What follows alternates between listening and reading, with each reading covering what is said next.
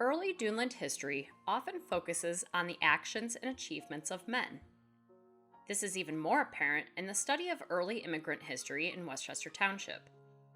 But alongside the successful and hardworking Swedish men were hardworking Swedish women, whose stories and efforts have been mostly forgotten. Although most female Swedish immigrants came with their parents or husband, some traveled to America alone or with their children. Unmarried Swedish women came to America for many of the same reasons men did: work, adventure, family, or simply the hope for a brighter future. Most of these women found work as domestic servants.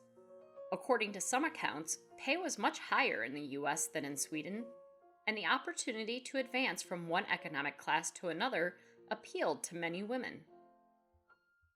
Recent research has revealed many local women from Duneland history, including Swedish immigrants, letting their tales and legends come to light. Johanna Pillman came to the U.S. in 1864 with her parents and siblings. She soon met and married Jessup Swanson.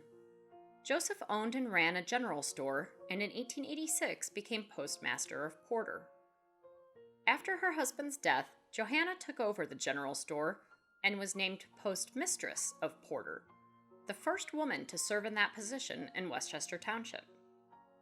Johanna died in 1892 after tending her sick mother. She left 3 grown sons and 3 daughters under age 18. Emma Jessup's family left Sweden when she was a teen in 1868. Her journey did not have a smooth beginning. The ship ran aground and had been given up as lost. Luckily, they were able to reach London, but they had already run out of food. Her family made their way to America and then to LaPorte County, where Emma found work as a domestic servant and became well known for her baking, even winning first prize at the LaPorte County Fair.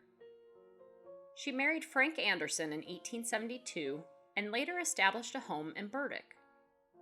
Emma worked hard all her life and still milked the cows at age 90. Agnes Johnson was born in Sweden in 1874. Her father died of typhoid fever while establishing a new home in America. At age 12, Agnes left her mother and brothers in Sweden and traveled to America with her uncle's fiancé. Once in Porter, Agnes lived with her grandmother, aunt, and uncle on the Bailey farm, and she became close friends with Frances Howe and her adopted daughter. Agnes worked hard. She tended animals, helped with canning and baking bread, cleaned, did laundry, and mended clothes. She taught herself English by listening to others and mimicking them. She survived typhoid fever, too. At age 18, Agnes went to Chicago to work as a domestic servant. There, she met Peter Larson, and they were married on the Bailey farm. According to her daughter, Agnes was a kind and generous woman. Some people may still remember her, but most would recognize her because of her daughter, Margaret Larson, who was a beloved school teacher for many years in Porter and Chesterton.